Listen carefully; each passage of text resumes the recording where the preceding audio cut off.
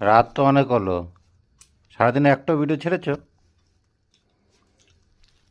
আজকে টাইমই পেলাম না। 1 মিনিট টাইম পাওনি একটা ভিডিও ছাড়ার জন্য? ভীষণ ভীষণ ব্যস্ত ছিলাম। ইউটিউব করছো না ঘুমাচ্ছ? আরে শরীরটা যে ভালো লাগছে না, গা হাত পা ব্যথা করছে, জ্বর জ্বর লাগছে যে।